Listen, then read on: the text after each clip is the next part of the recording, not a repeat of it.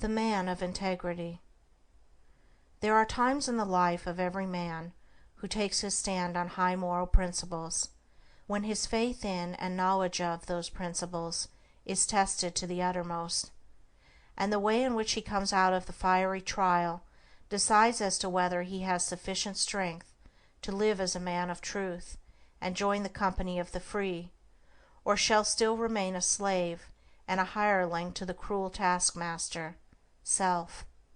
Such times of trial generally assume the form of a temptation to do a wrong thing and continue in comfort and prosperity, or to stand by what is right and accept poverty and failure. And so powerful is the trial that to the tempted one it plainly appears on the face of things as though, if he chooses the wrong, his material success will be assured for the remainder of his life, but if he does what is right, he will be ruined forever. Frequently the man at once quails and gives way before this appalling prospect which the path of righteousness seems to hold out for him. But should he prove sufficiently strong to withstand this onslaught of temptation, then the inward seducer, the spirit of self, assumes the garb of an angel of light and whispers, "Think of your wife and children. Think of those who are dependent upon you. Will you bring them down to disgrace and starvation?" Strong indeed and pure must be the man who can come triumphant out of such a trial, but he who does so enters at once a higher realm of life, where his spiritual eyes are open to see beautiful things, and then poverty and ruin, which seemed inevitable, do not come, but a more abiding success comes, and a peaceful heart and a quiet conscience. But he who fails does not obtain the promised prosperity, and his heart is restless and his conscience troubled. The right doer cannot ultimately fail, the wrong doer cannot ultimately succeed, for such is the law which moves to righteousness, which none at last can turn aside or stray. And it is because justice is at the heart of things, because the great law is good, that the man of integrity is superior to fear and failure and poverty and shame and disgrace. As the poet further says of this law, "The heart of its love, the end of it, is peace and consummation, sweet obey." The man who, fearing the loss of present pleasures or material comforts, denies the truth within him, can be injured and robbed and degraded and trampled upon, because he first injured, robbed, and degraded and trampled upon his own nobler self. But the man of steadfast virtue, of unblemished integrity, cannot be subject to such conditions, because he has denied the craven self within him and has taken refuge in truth. It is not the scourge and the chains which make a man a slave, but the fact that he is a slave.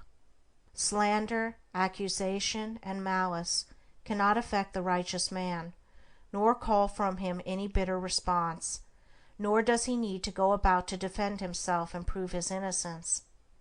His innocence and integrity alone are a sufficient answer to all that hatred may attempt against him.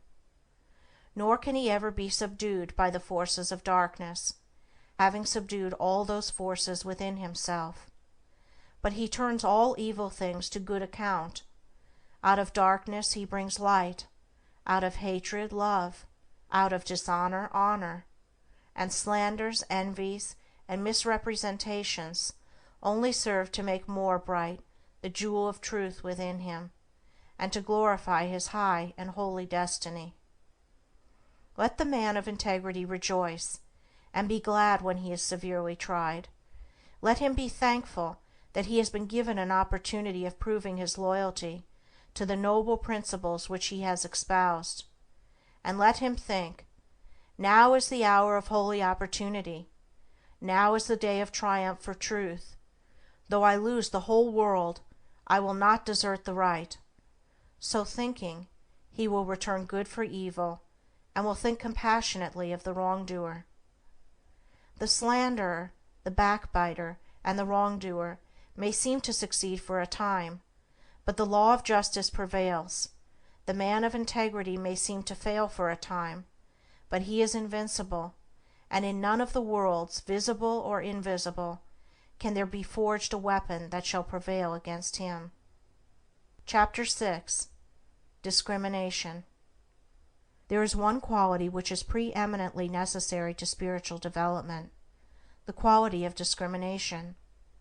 A man's spiritual progress will be painfully slow and uncertain until there opens with him the eye of discrimination, for without this testing, proving, searching quality, he will but grope in the dark, will be unable to distinguish the real from the unreal, the shadow from the substance, and will so confuse the false with the true as to mistake the inward promptings of his animal nature for those of the Spirit of Truth.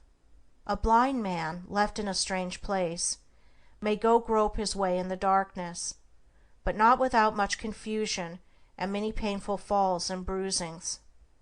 Without discrimination, a man is mentally blind, and his life is a painful groping in darkness, a confusion in which vice and virtue are indistinguishable one from the other, where facts are confounded with truths, opinions with principles, and where ideas, events, men, and things appear to be out of all relation to each other. A man's mind and life should be free from confusion. He should be prepared to meet every mental, material, and spiritual difficulty, and should not be inextricably caught, as many are, in the meshes of doubt, indecision, and uncertainty when troubles and so-called misfortunes come along. He should be fortified against every emergency that can come against him. But such mental preparedness and strength cannot be attained in any degree without discrimination, and discrimination can only be developed by bringing into play and constantly exercising the analytical faculty. Mind, like muscle, is developed by use, and the assiduous exercise of the mind in any given direction will develop, in that direction, mental capacity and power. The merely critical faculty is developed and strengthened by continuously comparing and analyzing the ideas and opinions of others. But discrimination is something more and greater than criticism. It is a spiritual quality from which the cruelty and egotism which so frequently accompany criticism are eliminated, and by virtue of which a man sees things as they are and not as he would like them to be. Discrimination, being a spiritual quality, can only be developed by spiritual methods, namely, by questioning, examining, and analyzing one's own ideas, opinions, and conduct. The critical, fault-finding faculty must be withdrawn from its merciless application to the opinions and conduct of others, and must be applied, with undiminished severity, to oneself. A man must be prepared to question his every opinion, his every thought, and his every line of conduct, and rigorously and logically test them. Only in this way can the discrimination which destroys confusion be developed. Before a man can enter upon such mental exercise, he must make himself of a teachable spirit. This does not mean that he must allow himself to be led by others. It means that he must be prepared to yield up any cherished thoughts to which he clings, if it will not bear the penetrating light of reason, if it shrivels up before the pure flames of searching aspirations. The man who says, "I am right," and who refuses to question his position in order to discover whether he is right, will continue to follow the line of his passions and prejudices, and will not acquire discrimination. The man who humbly asks, "Am I right?" and then proceeds to test and prove his position by earnest thought and the love of truth, will always be able to discover the true and to distinguish it from the false, and he will acquire the priceless possession of discrimination. The man who is afraid to think searchingly upon his opinions, and to reason critically upon his position, will have to develop moral courage before he can acquire discrimination.